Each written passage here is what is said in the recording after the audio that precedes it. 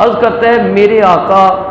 آپ کی کیا رائے ہے، میرے آقا کیا فرماتے ہیں اگر میں 5 نمازیں ادا کروں،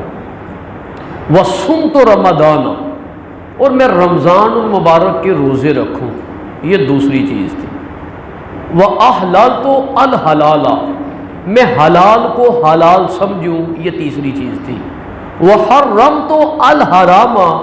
جو میرے مالک نے میرے اوپر حرام فرمایا ہے میں اس کو حرام سمجھوں، اور آگے اس نے عرض کی وَلَمْ أَزِدْ عَلَىٰ ذَلِكَ شَيْئًا، ان 4 چیزوں میں میں کوئی 5ویں چیز ایڈ نہ کروں، جمع نہ کروں، ادخل الجنہ، تو میرے آقا کیا میں جنت میں داخل ہو جاؤں گا؟ تو میرے آقا نے ارشاد فرمایا نعم، جی ہاں میرے غلام، اگر تو 5 نمازیں پڑھتا رہے، تو رمضان المبارک کے روزے رکھتا رہے، تو حلال کو حلال سمجھتا رہے، تو حرام کو حرام سمجھتا رہے،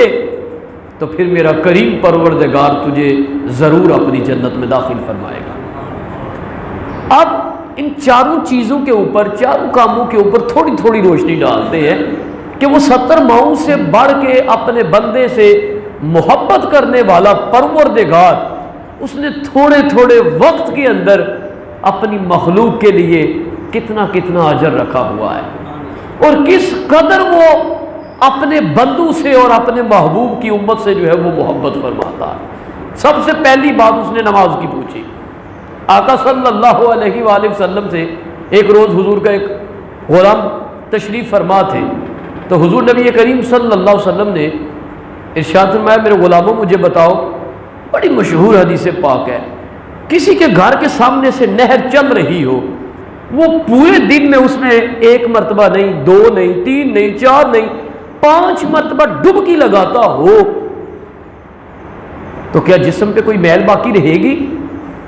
عرض کرتا ہے غلام حضور کوئی میل باقی نہیں رہے گی۔ میرے آقا نے ارشاد فرمایا اے میرے غلاموں، یہی معاملہ اللہ اپنے اس بندے کے ساتھ فرماتا ہے جو دن میں 5 نمازیں ادا کرتا ہے، فجر سے لے کے ظہر، عصر، مغرب، عشاء، جب وہ عشاء ادا کر لیتا ہے مالک وجود پہ جتنے کے جتنے صغیرہ گناہ ہوتے ہیں سارے کے سارے معاف فرما دیتا ہے۔ یار ایمان سے بتائے یہ سودا مہنگا ہے کہ سستا ہے؟ میں آگے بھی سیرلا میں تقریر کر کے آیا ہوں، میں نے انہیں کہا ہمیں پتہ چل جائے نا فلاں جگہ پہ ڈبل شاہ بیٹھا ہوا ہے جی، 1 کروڑ بھی جا کے دے آئیں گے، چلے جی بڑھ جائے گا، 2 کروڑ مل جائے گا، لیکن یار مالک نے تھوڑے تھوڑے وقت کے اندر کتنا کتنا اجر، کتنا کتنا ثواب اپنے بندوں کے لیے رکھا ہوا ہے، لیکن بندہ کہہ رہا ہے جی ابھی تو وقت ہی نہیں ہے، ابھی تو وقت ہی نہیں ہے۔ وہ مجھے یاد آ گئی بات حضرت بہلول کی کہ وہ بازار کے آغاز میں بیٹھے ہوئے تھے اور ہارون رشید کا گزر ہوا تو وہ آ گیا پاس میں، سواری سے اترا، آ کے کہا بہلول خیر ہے، بازار کے آغاز میں بیٹھے ہوئے ہو، کیا ماجرا ہے؟ اس نے کہا خیر نہیں ہے۔ کہا پھر بھی کیا معاملہ ہے؟ کہا بندوں کی اور رب کی صلح کروانے کے لیے بیٹھا ہوا ہوں۔ کہا کیا نتیجہ چل رہا ہے؟ کہا رزلٹ یہ آ رہا ہے، اللہ مان رہا ہے، وہ کہتے ہیں آ جاؤ میری طرف، میں مان رہا ہوں، میں معاف کر دوں گا۔ کہا پھر؟ کہا یہ بندے ماننے کے لیے تیار ہی نہیں، ان کے پاس وقت ہی نہیں ہے، یہ ماننے کے لیے تیار نہیں۔ ہارون رشید گزر گیا، کہتے ہیں کچھ ٹائم گزرا، ہارون رشید گزر رہا تھا، اس نے دیکھا آج بہلول قبرستان میں بیٹھا ہوا ہے، پھر سواری سے اترا، آیا حضرت بہلول کے پاس، کہا بہلول آج کیوں بیٹھے ہوئے ہو؟ خیر تو ہے؟ کہا نہیں خیر نہیں ہے۔ کہا کیوں بیٹھے ہوئے ہو؟ کہا آج ان مردوں کی اور رب کی آپس میں صلح کروانے کے لیے بیٹھا ہوا ہو۔ کہا پھر آج رزلٹ کیا آ رہا ہے؟ کہا آج قبروں والے مان رہے ہیں، آج اللہ ماننے کے لیے تیار نہیں ہے، آج اللہ ماننے کے لیے تیار نہیں ہے۔ تو تھوڑے تھوڑے وقت کے اندر کریم پروردگار نے ہمارے لیے بڑے بڑے اجر رکھے ہوئے ہیں، بڑے بڑے اجر۔ آقا صلی اللہ علیہ وسلم معراج کی رات جب اپنے رب سے ملاقات کرنے کے لیے چلے نا، عرش کی زینت بنے، تو حضور نے دیکھا پہلے آسمان کے فرشتے مصروف عبادت، دوسرے والے مصروف عبادت، تیسرے والے مصروف عبادت، حتیٰ کہ 7ویں آسمان تک فرشتے مصروف عبادت تھے۔ آقا صلی اللہ علیہ وسلم کے اندر ایک آرزو کی لہر اٹھی کاش آج میرا رب کرم فرمائے نا، مجھے کوئی ایسا عمل میری امت کے لیے بتا دے، میری امت وہ عمل کرے انہیں ثواب ساتوں کے ساتوں آسمانوں کے ملائکہ کی عبادت جتنا مل جائے۔ یہ لہر اٹھی آرزو والی، آقا اپنے رب کے پاس گئے، ملاقات ہوئی، اللہ جو علیم بذات الصدور ہے، اور پھر اگر حضور نبی کریم صلی اللہ علیہ وسلم کی آرزو ہو تو وہ کیسے جو ہے وہ خالی جا سکتی ہے؟ اللہ نے فرمایا میرے محبوب جو آرزو اٹھی تھی نا وہ پوری فرما دی گئی ہے، مالک میری امت کو کرنا کیا پڑے گا؟ اللہ نے فرمایا محبوب آپ کا جو کوئی امتی مرد ہے یا عورت ہے نمازیں فقط 5 ادا کرے گا، ثواب ساتوں آسمانوں کے ملائکہ کی عبادت کے برابر عطا کر دوں۔ آگے یہ بندے کی مرضی ہے جی، مالک نے اس نے ساری چیزیں جو ہے وہ بخشش کے لیے سامنے رکھ دی ہیں، چھوٹے چھوٹے تھوڑے تھوڑے وقتوں کے اندر اتنا اتنا بڑا انعام مالک نے سارا کچھ جو ہے وہ سامنے رکھ دیا ہے۔ اور آج بندہ کہہ رہا ہے کہ دنیا کے لیے جو ہے وقت کی ساری گھڑیاں جو ہے وہ فارغ ہے، وقت نہیں ہے، تو میرے پاس اس رب کو یاد کرنے کے لیے وقت نہیں ہے جس نے اتنا قیمتی وجود جو ہے مجھے عطا فرما رکھا۔ دوسری بات اس نے پوچھی تھی میرے آقا اگر میں رمضان کے روزے رکھ لوں، میرے آقا صلی اللہ علیہ وسلم کا ارشاد گرامی ہے، حضرت عبداللہ ابن عباس اس حدیث پاک کے راوی ہے، رئیس المفسرین ہے، آپ فرماتے ہیں آقا صلی اللہ علیہ وسلم نے ارشاد فرمایا اگر میری امت کو پتہ چل جائے رمضان کے روزوں کا اجر و ثواب کتنا ہے، اگر امت کو پتہ چل جائے تو پھر میری امت یہ دعا مانگا کرے مالک سارا سال ہی رمضان المبارک رہا۔ یہاں پہ رمضان المبارک کی اور بہت سی جو ہے وہ احادیثیں ہیں، فضائل کے اوپر بڑی حدیثیں ہیں۔ اللہ فرما رہا ہے روزہ میرے لیے ہے، میں خود ہی اس کی جزا ہوں، اس کے منہ کی جو بو ہے وہ مجھے کستوری سے بھی زیادہ جو ہے وہ محبوب ہے۔ وہاں پہ آقا صلی اللہ علیہ وسلم نے ارشاد فرمایا میرا رب فرما رہا، حضور نبی کریم صلی اللہ علیہ وسلم نے ارشاد فرمایا، عبداللہ ابن عباس راوی ہے، فرماتے ہیں آقا نے ارشاد فرمایا اگر امت کو پتہ چل جائے، اگر امت کو پتہ چل جائے رمضان کے روزوں کا اجر کتنا ہے تو امت پھر جہاں یہ دعائیں کرتی ہے نا مالک پتر کو کینیڈا سے پیپر لگ جائے، بیٹے کو یورپ کی نیشنلٹی مل جائے، وہاں اپنی دعاؤں کے اندر اس کو بھی شامل کیا کرے کہ مالک کاش پورا سال ہی رمضان المبارک رہے۔ اور پھر ایک موقع پہ آقا صلی اللہ علیہ وسلم نے ارشاد میں من صاما رمضان ایمانا و احتسابا غفر له ما تقدم من ذنبه، جس نے رمضان المبارک کے روزے ایمان کی حالت میں رکھے، دکھلاوے سے پاک ہو کے رکھے، لوگوں کے لیے نہیں رکھے، اپنے رب کی رضا کے لیے رکھے، آقا صلی اللہ علیہ وسلم نے ارشاد میں غفر له ما تقدم من ذنبه، مالک پچھلے سارے کے سارے گناہ معاف فرما دے۔ کوئی عمر کی قید نہیں لگائی، لے جی اس کی 80 سال عمر ہے لہذا اس کے 50 سال کے جو ہے وہ معاف ہوں گے، باقی 30 سال کے معاف نہیں ہوں گے، نہیں، جو حکم سمجھ لے جوانوں کے لیے ہے وہی بوڑھوں کے لیے بھی ہے کہ جو ایمان کے ساتھ رکھے گا، ثواب کی نیت سے رکھے گا، مالک غفر له ما تقدم من ذنبه، پچھلے سارے کے سارے معاف فرما دے گا۔ تیسری بات اس نے پوچھی تھی میرے آقا اگر میں حلال کو حلال سمجھ لوں، حلال کو حلال سمجھ لوں تو میرا رب مجھے اپنی جنت میں داخل فرما دے۔ حضور کے غلام میں حضرت ابو دجانہ رضی اللہ تعالیٰ نماز فجر میرے آقا کے پیچھے پڑھ رہے، دعا میں شامل نہیں ہو رہے، دعا اپنی مانگ کے چلے جاتے، جیسے اکثر و بیشتر ہم نماز پڑھتے ہیں امام صاحب کے پیچھے، ان کے ساتھ نماز پڑھتے ہیں لیکن دعا اپنی مانگ کے چلے جاتے ہیں۔ بعض اوقات تو ایسا ہوتا ہے ہماری کوئی مصروفیت ہوتی ہے لیکن بعض اوقات ایسا ہوتا ہے معذرت کے ساتھ مسجد میں دل ہی نہیں لگ رہا ہوتا، نکلو یار، تو اپنے رب سے معافی مانگا کرے کہ مالک کیا ماجرا ہے، ہر جگہ پہ دل لگ جاتا ہے، تیری مسجد کے اندر دل کیوں نہیں لگ رہا، تیرے گھر کے اندر دل کیوں نہیں لگ رہا، مالک کوئی غلطی کوئی کوتاہی کوئی گناہ سرزد ہو گیا ہے تو اپنی کریمی کا صدقہ معافی عطا فرما دے۔ تو ابو دجانہ نماز پڑھتے ہیں، حضور کے پیچھے دعا اپنی مانگ کے چلے جاتے ہیں۔ ایک روز حضور کے غلام عرض کرتے ہیں حضور ابو دجانہ نماز آپ کے پیچھے پڑھتا ہے، دعا اپنی مانگ کے چلا جاتا ہے، حضور اس سے پوچھے یہ اپنی دعا مانگ کے کیوں جاتا ہے؟ تو آقا صلی اللہ علیہ وسلم نے ایک روز پھر ابو دجانہ کو اپنے پاس بٹھا لیا، باوجود علم کے میرے آقا صلی اللہ علیہ وسلم نے ارشاد فرمایا ابو دجانہ نماز میرے پیچھے پڑھتے ہو، دعا اپنی مانگ کے چلے جاتے ہو، دعا میں شامل ہونے کو دل نہیں کرتا؟ عرض کرتے ہیں حضور بڑا دل کرتا ہے آپ کے ساتھ دعا میں شامل، حضور دعا آپ کے ساتھ ہو، قبولیت میں تو شک ہی نہیں ہے، کائنات بنائی ہی اللہ نے آپ کے لیے ہے اور آپ مانگے مالک عطا نہ کرے، حضور بڑا دل کرتا ہے۔ تو آقا صلی اللہ علیہ وسلم نے ارشاد فرمایا پھر انہیں بتاؤ میرے ساتھ دعا میں شامل کیوں نہیں ہوتے؟ تو سنیے یار ان کی، عرض کرتے ہیں حضور ماجرا یہ ہے میرا جو پڑوسی ہے نا اس کے گھر کے صحن میں ایک کھجور کا درخت اگا ہوا، اس کی چند شاخوں کا جھکاؤ میرے گھر کے صحن کی طرف ہے، اور حضور آج کل کھجوریں پکی ہوئی ہیں، صبح سویرے جب ٹھنڈی ٹھنڈی ہوائیں میرے آقا کو سلامی دینے کے لیے آتی ہے نا تو پھر کچھ کھجوریں جو ہے میرے گھر کے صحن میں گر جاتی ہے میرے پڑوسی کی، میں حضور اپنی دعا مانگ کے فوراً اس لیے جاتا ہوں، میں جا کے ان کھجوروں کو اکٹھا کرتا ہوں، اپنے بیٹوں کے بیدار ہونے سے پہلے میں ان کھجوروں کو اپنے پڑوسی کے حوالے کر دیتا ہوں تاکہ میری اولاد کے شکم میں نہ جائے۔ کیوں؟ حضور وہ میرے پڑوسی کے لیے تو حلال ہے کیونکہ اس کے گھر کے اندر جو ہے وہ درخت اگا ہوا ہے، حضور وہ میرے لیے تو حلال نہیں ہے،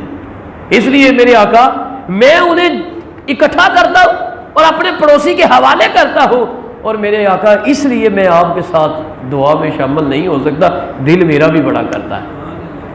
آقا صلی اللہ علیہ وسلم کے نواسے حضرت امام حسین امام علی مقام بچپنا ہے،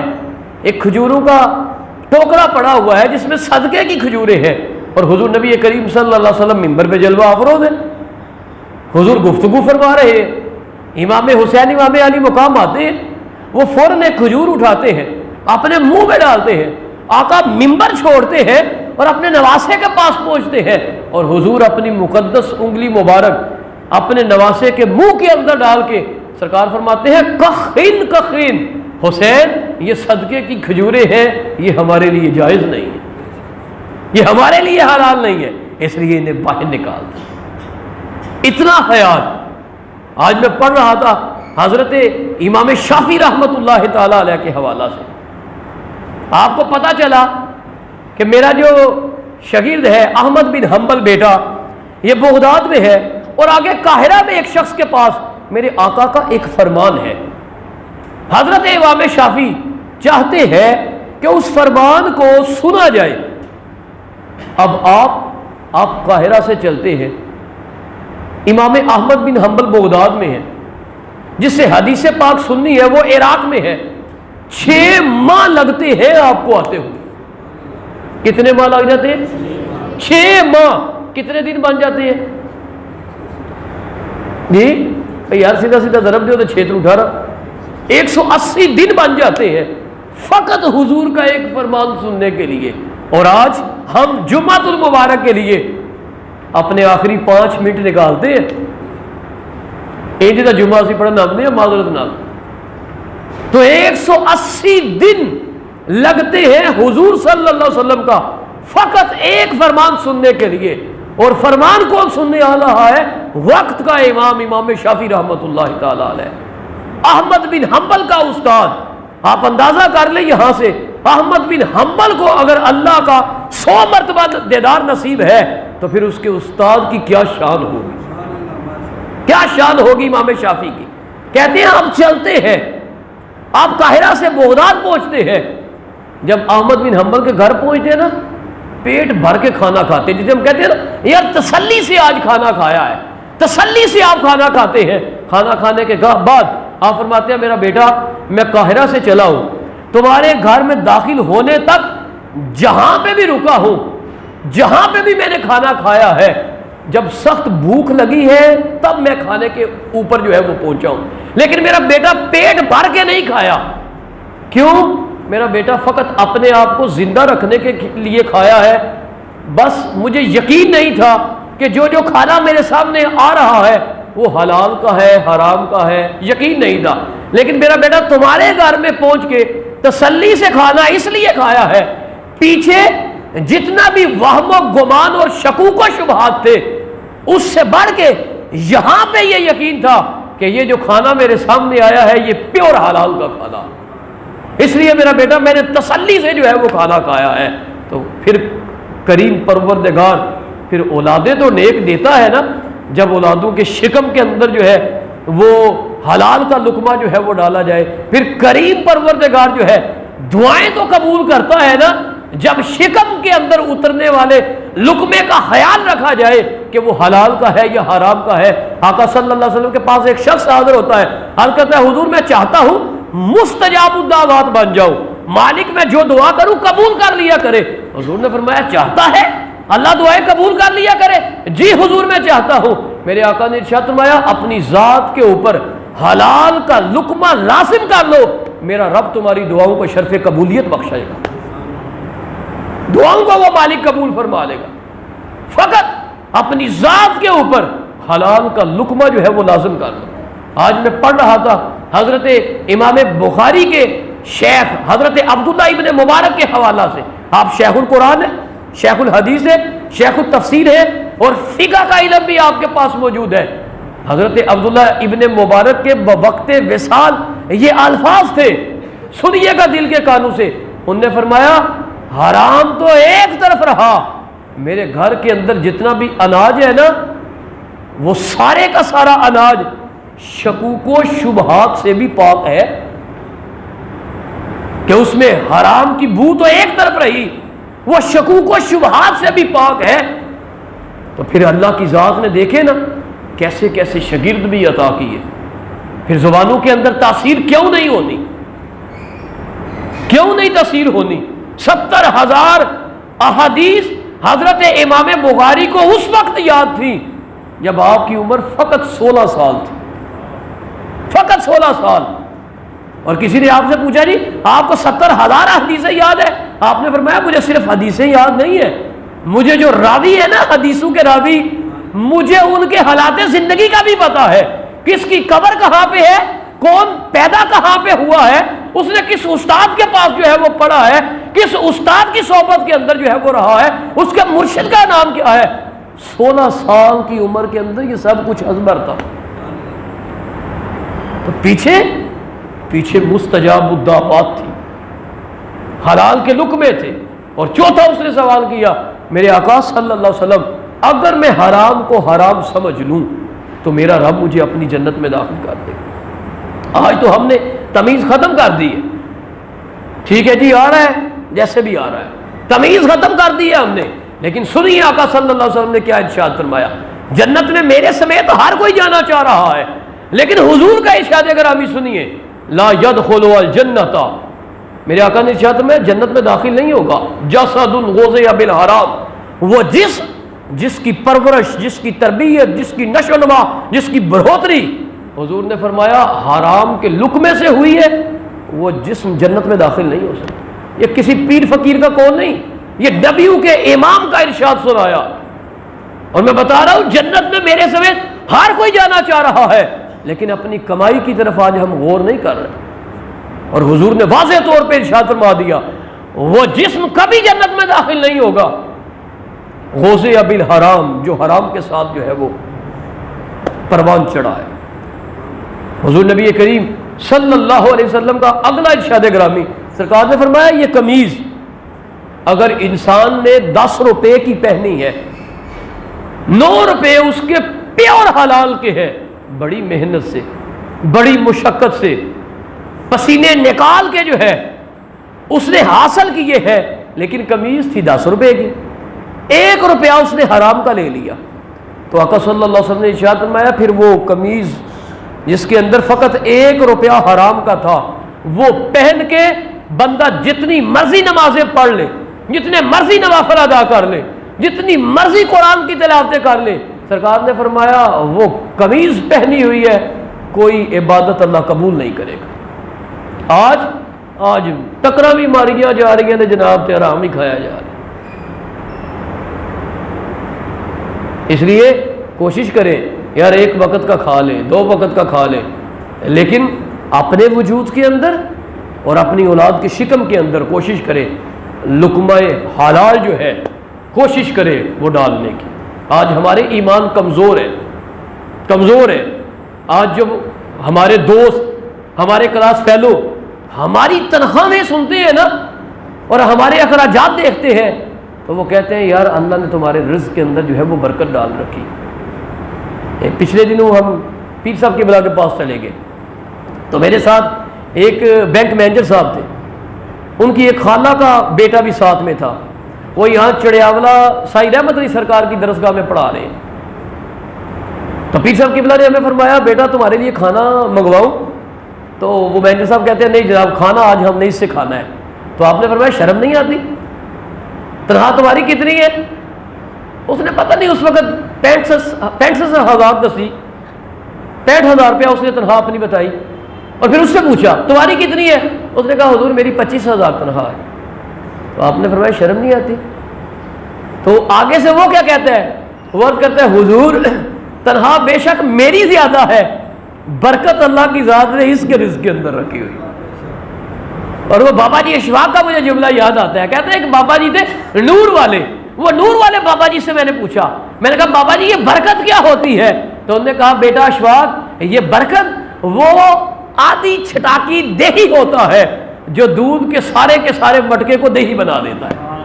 یہ برکت ہوتی ہے۔ تو یار ہمارے ایمان جو ہے وہ کمزور ہو چکے، وگرنہ پوچھے کبھی امام مسجدوں سے خطباء سے پوچھے کہ اللہ کی ذات نے یہ جو اولاد تمہیں عطا کی ہے کتنی مرتبہ آپ کو بڑا آپریشن جو ہے آپ کی وائف کو کروانا پڑے گا، کتنی مرتبہ آپ کو ہسپتال جانا پڑا ہے؟ تو وہ کہے گا جی یہ سارے کے سارے تو بس نماز کی برکت سے ہی ہو گئے ہیں، ہمیں ہسپتال میں جانا ہی نہیں پڑا، اللہ نے ویسے ہی فضل فرما دیا ہے۔ اور جن کے پاس زیادہ ہے، جب بھی اللہ نعمت سے نوازنے لگتا ہے، جب بھی رحمت عطا فرمانے لگتا ہے، 50,000 گیا،